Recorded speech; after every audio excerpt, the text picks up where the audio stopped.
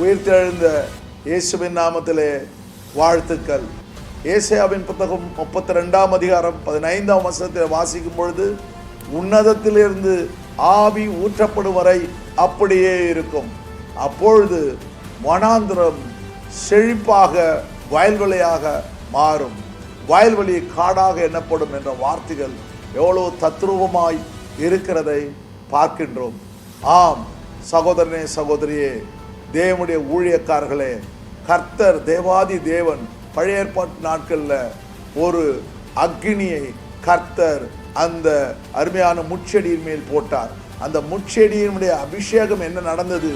மோசே எகிப்திற்கு கடந்து சென்று அங்கே 430 வருஷங்கள் அடிமையாயிருந்த இஸ்ரவேலர்களை விடுதலை ஆக்கினார்கள். அதுபோல கர்த்தர் உங்கள் மேல் தேவனுடைய ஆவியை ஊற்றும் பொழுது இந்தியாவில் அநேகரை விடுதலை ஆக்கத்தக்கதாக ஒரு ஆசீர்வாதத்தை உங்களுக்கு தேவன் கொடுக்க இரக்கம் உள்ளவராய் இருக்கின்றார். அதே போல 40 நாட்கள் மோசே தேவனோடு கூட தரித்திருந்தார். அப்பொழுது 10 கற்பனைகளை தேவன் கொடுத்தார். அதே போல இந்த அருமையான சீஷர்கள் மேல் வீட்டார்களே 500 பேருக்கு இன்விடேஷனை ஆண்டவர் அனுப்பினார்.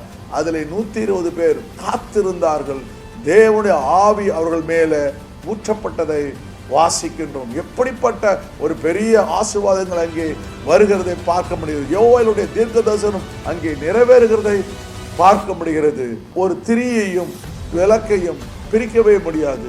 திரி இருக்க இருக்க அது அழகான ஒரு வெளிச்சத்தை தருகிறது.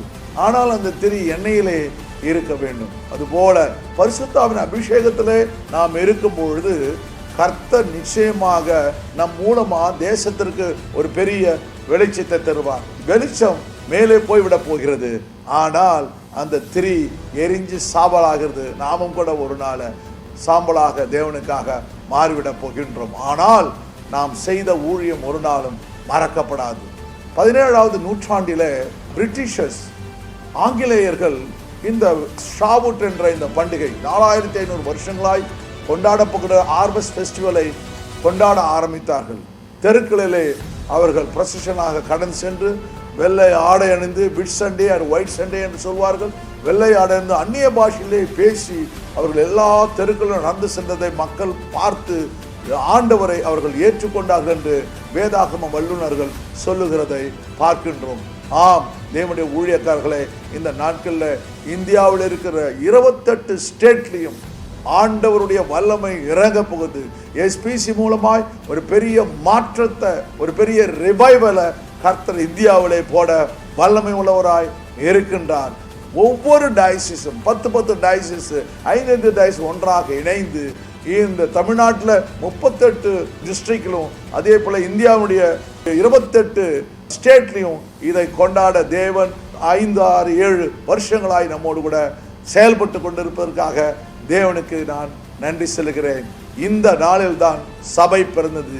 இந்த நாளில் தான் எவாஞ்சலிசம் பிறந்தது. உலகமெங்கிலும் மக்கள் போயிட்டு சீஷர்கள் போய் உலகத்தை தலைக்கீழாய் மாற்றி விடுகிறார்கள். அதுபோல இந்தியாவில் ஒரு பெரிய மாற்றத்தை கர்த்தர் எஸ்பிசி மூலமாய் கொண்டு வர தேவ திட்டங்களை வைத்திருக்கிறார். இந்த அருமையான பெந்தேகோஸ்தே பண்டிகையை மே மாதம் 24ஆம் தேதி சாயங்காலம் நாம் கொண்டாடவிருக்கிறோம்.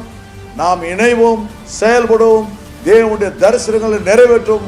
கர்த்தருடைய ராஜ்யம் இந்தியாவிலே இன்னும் அதிகமாய் ஸ்தாபிக்கப்படத்தக்கதாய் முயற்சி செய்வோம். கர்த்ததாவே உங்களை ஆசீர்வதிப்பாராக. ஆமேன், ஆமேன். Happy Pentecost.